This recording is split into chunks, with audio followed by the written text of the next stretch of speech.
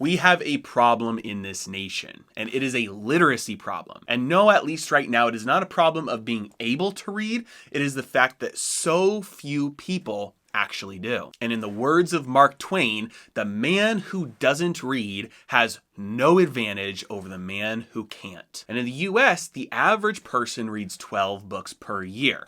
But it gets even worse than that because 12 is the mean, which means that you've got a few people who are reading a lot of books. That skews the average higher, which means that the median is only 4 books per year. And the median, you just line everybody up and you take the middle person, see how many books they read. That's the median, which is more representative of most people. So why is this a problem? Well, the more you learn, the more you earn. Readers are leaders and leaders are readers. History is written in books and those who refuse to learn from history are doomed to repeat it. And I could go on and on with dumb little quotes like this, but the fact is that they're true and that learning is the only way to unlock the secrets to the path forward to accomplish the things that you want to accomplish in life. Now, in addition to just learning in general, we all know the advantages to coaching and mentorship, but the problem is most people don't have the networks where they know somebody who has the capacity and the expertise to coach or mentor them in the areas that they want to grow. But everybody has access to a library. And the fact of the matter is that a book is just the distilled knowledge and research and wisdom of somebody who is an expert in their field. So the more you read, the more you unlock your mind to understanding how to get from where you are to where you want to go. There are many people who have done exactly what you want to do, and chances are they've written a book about it. So if this is true, why do so few people read? Well, the answer is it's hard, but reading is just a muscle. And I'm going to show you how you can learn to flex that muscle and read more than anybody you know, because this will open up doors in your life that you didn't even know existed. Ready? Let's dive in. I read a lot. I read just about 100 books every single year, but it didn't start out this way. In fact, it's only been about the last 3 years that I've been reading at this pace. And it was about 6 years ago when I committed to becoming a reader and I said, okay, well, a big goal for me, I'm going to read 12 books this year. That means I have to read a book every single month. But I've learned a lot about it along the way, and I'd like to share with you the 3 pillars that can turn anybody into a high volume reader. The 3 pillars are math, habits, and shortcuts. So first one, math. The first thing that you need to understand about high volume reading is that it is possible. Most people think about 12 books a year and think that sounds impossible, but it is more than possible for almost anybody to become a high volume reader. It just comes down to the numbers. So what are the numbers? Well, if you look at the average book, it takes just about 8 hours for somebody to read the entire book out loud. Now, some people read slower than that average pace, some people read faster, but again, reading is a muscle. You can get quicker over time. But let's keep the math at 8 hours. If you want to read 100 books in a year, that means you have to read 2 books every single week. That's 2 times 50. There's 52 weeks though, so that gives you 2 weeks off for vacation or if life gets in the way. 2 books at an average of 8 hours per book is approximately 16 hours of reading every single week. Breaking that down by day, that means you need to read 2 hours and 29 minutes every day, and you'll hit 100 books a year. So this right here is the time element, the consistency of time element. This highlights the fact that you can't sprint your way towards a high volume reading goal. This is a compounding marathon. You can't read 100 books in one day, no matter how hard you try or how long you read in that day. You can't even do that in 1 week for that matter. It's impossible to hit a high volume reading goal by sprinting there. But it is possible to hit it by consistently hitting a small amount of time per day, in this case, 2.5 hours every single day. Now, understandably, this sounds preposterous to most people. Who in the world has free 2.5 hours every single day just for reading? And this is where we get to the second pillar, which is habits. Habits are a pain-pleasure cycle. Our brain learns a practice and then automates it, creates a routine that runs on autopilot coded deep within our brain. This allows it to free up resources so it doesn't have to focus and devote energy to doing repetitive tasks that happen all the time. If you want 2 great resources on habits, I recommend Atomic Habits by James Clear and The Power of Habits by Charles Duhigg. Essentially, habits are formed with a pain-pleasure cycle. Habits are formed to pursue pleasure and avoid pain. So if you want to hit a preposterous goal of reading 100 books a year and reading 2.5 hours every single day to get there, you have to use habits. You can't fight them. And the fact of the matter is that most of us have destructive and wasteful habits. We can replace these bad habits with reading. Consider the fact that the average American watches 3.1 hours of TV and movies every single day.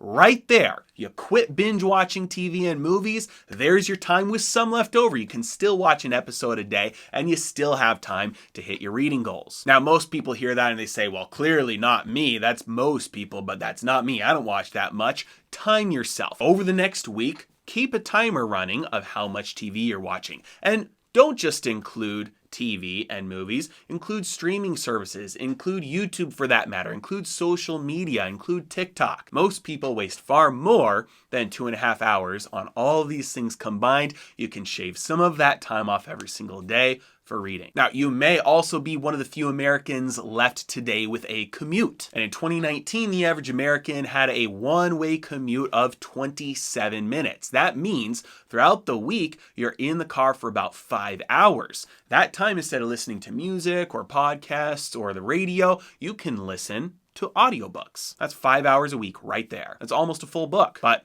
let's be honest here. Due to your productive lifestyle, it still may not be possible for you to find the necessary 2.5 hours per day. Even if you get rid of some of the habits that you have, you might not have enough destructive or wasteful habits to get rid of. And this is where the last pillar comes in.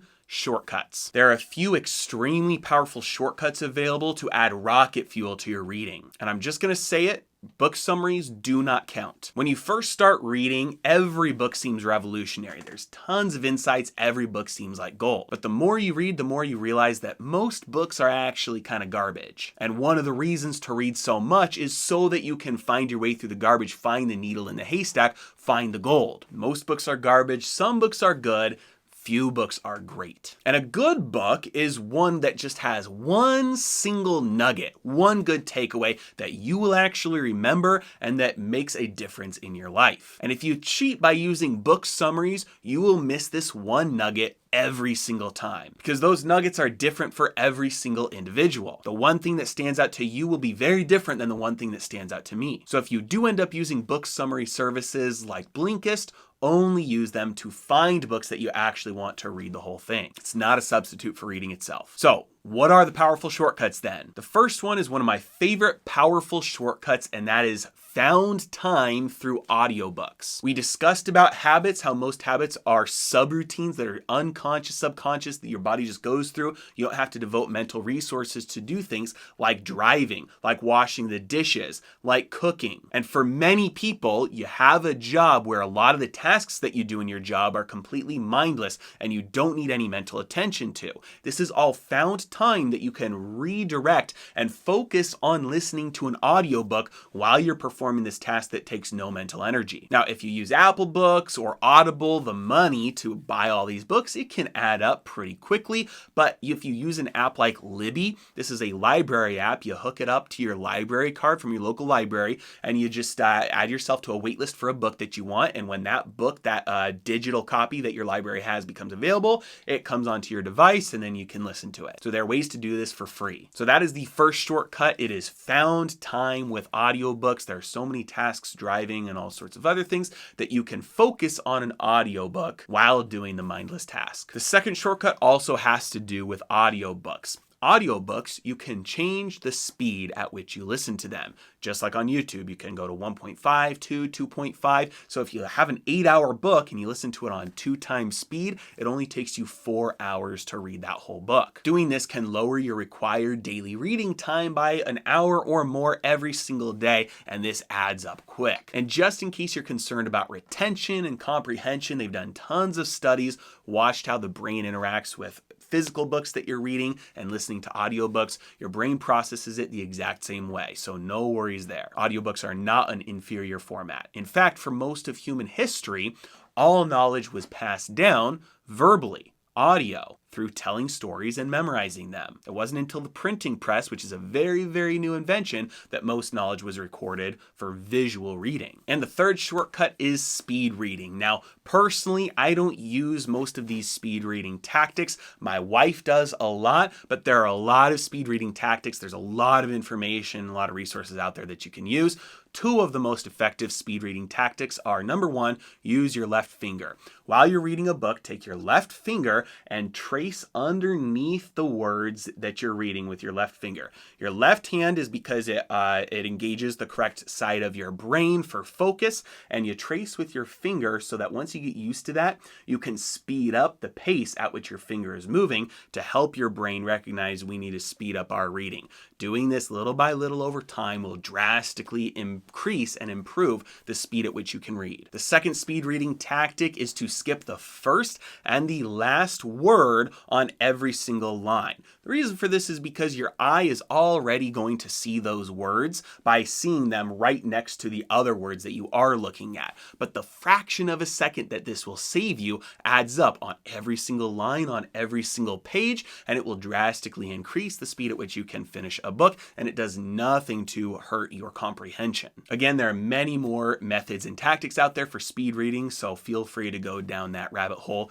if that's something that you're into. In summary, reading is essential to discovering the path that will lead you from where you are to where you want to go. But most people rarely pick up a book these days and wake up 30 years later having made little progress to what they thought that they were going to accomplish throughout their life. But if you start putting in the time now, it will compound rapidly over time to the point where in just a couple of years, you will have read more books than everyone you know will read in their entire lives. And you will accomplish extraordinary results because of it. Rewire your brain to quit destructive habits and put on new beneficial habits in their place. And finally, if you'd like some resources and tools to help you get started, I've got some affiliate links in the description below. The first link that I have for you down there is an Audible subscription. 30-day free trial to try out Audible. And if you have an Audible membership and you're going the audiobook route, this will allow you to get those audiobooks at a slightly cheaper price per book than if you just buy each one individually. The second link I have for you is a link to a book. It's Atomic Habits by James Clear, which I talked about earlier. Make this the first book you read, because if you're trying to start a new habit, this will be rocket fuel for you, not just in reading, but everything in life. And the third resource that I have for you is a book list of books that I have finished that I think are either good or great. And I don't put every single book on this list because, like I said, most books are garbage. But books that I enjoy reading, I will put on this list. It's not the best page, but it is functional. And if you click on the title when you see it, it will take you to an Amazon link to buy the book. I hope this has been helpful to you, and I hope that you will make 2022 the year that you really start to make progress down the path that you want to go and start reading like a crazy person. Reading has changed my life. It'll change yours too. As always, really appreciate you guys. Thank you so much for watching. Have a great day.